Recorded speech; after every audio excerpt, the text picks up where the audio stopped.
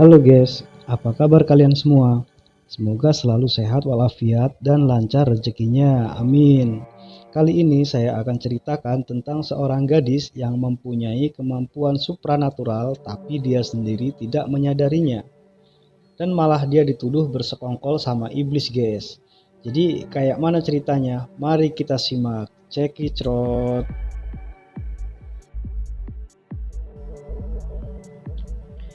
Film yang akan saya ulas kali ini bertema horor guys. Dan judul film ini adalah The Cleansing di Sauberung yang dirilis tahun 2019 lalu guys. Dan sebelumnya saya akan perkenalkan dulu tokoh-tokoh yang ada di film ini. Yang pertama ada Alice, Thomas, sang pembersih, dan Mary. Dan tanpa banyak basa-basi dan banyak cincong, kita langsung ke alur ceritanya guys. Let's go. Kisah ini dimulai dengan sebuah desa yang terkena wabah kutukan, di mana setiap orang yang terkena wabah ini pasti meninggal. Dan hampir setiap harinya di desa itu ada saja yang meninggal guys. Dan bagi yang terkena wabah itu pasti langsung dibunuh oleh sang pembersih.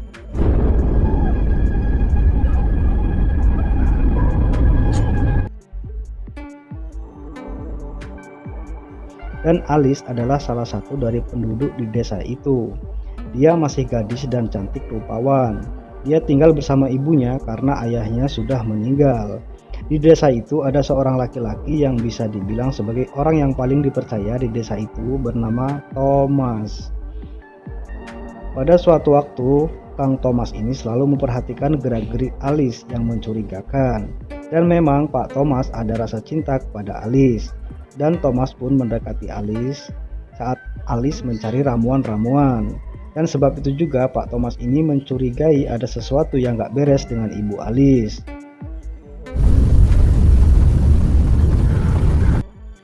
Dan saat Pak Thomas dan sang pembersih hendak membakar para korban-korban yang terkena wabah, Pak Thomas ini mengadukan ke sang pembersih bahwa ada yang gak beres dengan Ibu Alice karena tidak terlihat beberapa waktu. Dan atas ucapan Pak Thomas, sang pembersih pun langsung mendatangi rumah Alice dan memeriksa Ibu Alice.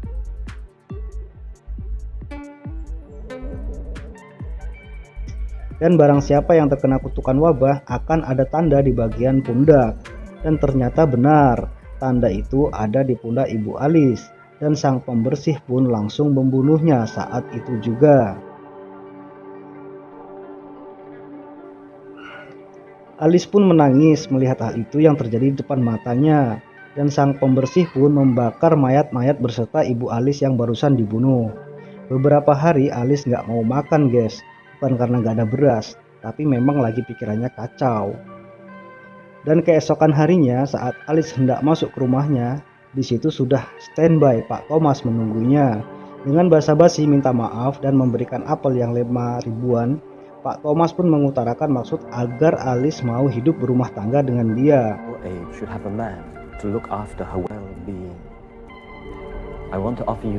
Dan dengan hati senang gembira Alice pun meludahinya. Menerima perlakuan itu, Pak Thomas pun mengancam Alice dan mengatakan Alice itu pengikut iblis. Setelah ditolak mentah-mentah dan menuduh Alice pengikut iblis, Alice pun diinterogasi. Untuk membuktikan bahwa Alice bukan pengikut iblis, ia pun disuruh membaca ayat-ayat Tuhan, namun Alice hanya diam saja. Dan entah kenapa Alice tidak sanggup membaca itu.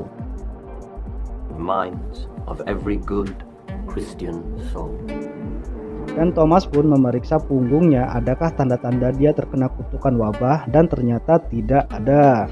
Down her garments. Thomas, please.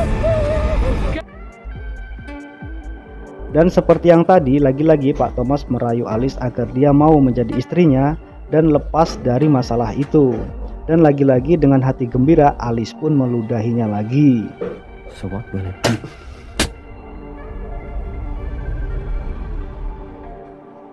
Merasa kesal, Pak Thomas pun membawa Alice, alih-alih bukan pengikut iblis, Alice direndam ke dalam air dan disuruh mengaku, dan Alice pun tetap diam saja. Speak the Lord's Prayer and cleanse your wicked soul. Setelah dengan air tidak berhasil, Pak Thomas kembali menguji Alice dengan api, yaitu dengan memegang bara api. Jika lukanya sembuh dengan cepat, maka bisa dipastikan dia pengikut iblis. Confess. Now, before it is too late. Tidak cukup sampai di situ, si Alice pun digantung 3 hari 3 malam dan diminta untuk mengaku. Hingga pada sewaktu-waktu, Mary pun menolong Alice dan menurunkannya dan memintanya untuk lari sejauh mungkin. When the cleanser finds out what has transpired here tonight, he'll come looking for you.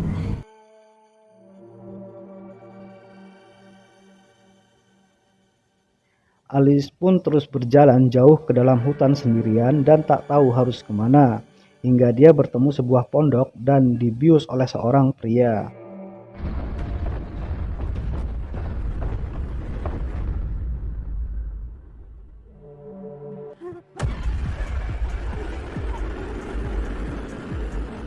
Saat Alice terbangun, ia pun melihat pria itu sedang sarapan dan Alice pun diajak untuk sarapan. Dan ternyata laki-laki ini ahli masalah ramuan-ramuan. Alice pun diperkenalkan dengan ramuan akar, di mana ramuan akar itu akan memberikan efek halusinasi yang bisa jadi panduan atau peringatan. What you see could be guidance or a warning.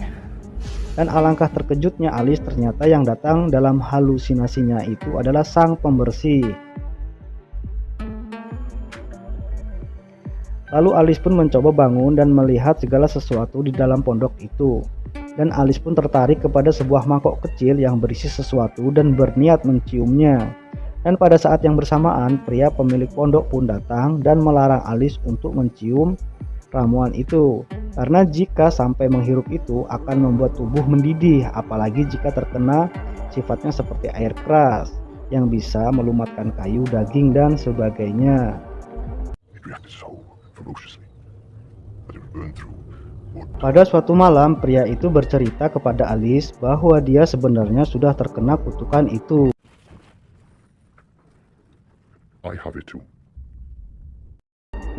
Dan tandanya pun sudah ada di pundaknya. Dan dia pun juga bercerita jika seandainya menular, Alice pun pasti sudah tertular kutukan itu. Tapi pria itu pun bilang nampaknya Alice kebal terhadap wabah itu. I've tried curing myself, but my time is running short. Sekarang kita kembali ke Pak Thomas, guys. Suatu malam Pak Thomas bangun dari duduknya karena ada yang mengetuk pintu dengan kerasnya. Setelah dibuka, ternyata itu adalah sang pembersih. Sang pembersih bertanya kepada Thomas bahwa dia mendengar Thomas telah menemukan penyebab wabah itu. Thomas pun menjawab yang ditujukan kepada Alice dan menjelaskan ciri-cirinya kepada sang pembersih. Dan dari gelagatnya, sang pembersih ini seolah-olah tahu dengan sosok wanita yang dimaksud oleh Thomas. Sekarang kita kembali ke Alice lagi ya guys. Ketika berjalan dalam hutan, Alice melihat bayangan sang pembersih yang mendekatinya dan ia pun berlari sekencang-kencangnya untuk kembali ke pondok dan mencari bubuk yang sifatnya kayak air keras itu guys. Dan ketika sang pembersih hampir menyentuhnya, ia pun berhasil menemukan bubuk itu dan langsung melemparkannya ke muka sang pembersih.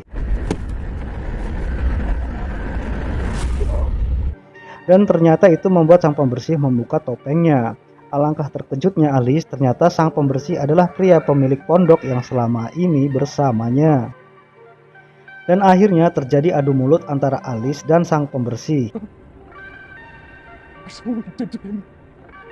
Dan saat sang pembersih hendak menusuk Alice dengan pedangnya, seketika apa yang diucapkan Alice pun terjadi, sehingga akhirnya Alice pun menyuruh sang pembersih untuk mengambil gelas di tangannya dan minta disiramkan ke wajahnya sendiri. Ia pun menuruti perintah tersebut.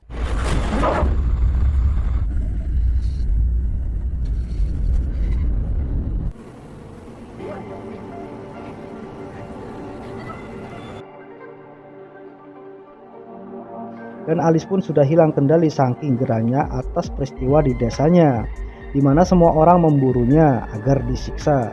Alice pun mendatangi desanya dan membakar akar halusinasi dengan wajah yang sudah berubah dan asap pun telah menyebar. Dan Alice pun mulai membunuh satu persatu orang yang menjahatinya. dan apapun yang diperintahnya pasti dituruti. Drink, Victoria.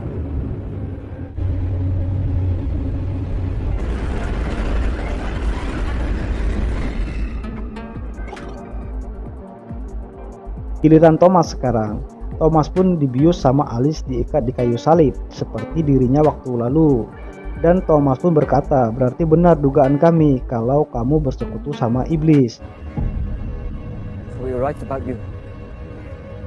You truly are bewitched by the devil. Alice pun menjawab, bukan iblis yang membuat yang jadi begini, tapi kamu Thomas, kata Alice. The devil didn't make me what I am. You did. Then speak the words. Dan Thomas pun masih tetap menyangkal. Kalau memang Alice tak bersekutu dengan iblis, Alice disuruh membaca ayat-ayat Tuhan. Say it's true. Prove it. Speak the words. Dan Alice pun mengucapkan ayat-ayat Tuhan dengan fasihnya dan menusuk Thomas agar jadi almarhum. Proof you want. Our Father, who art in heaven.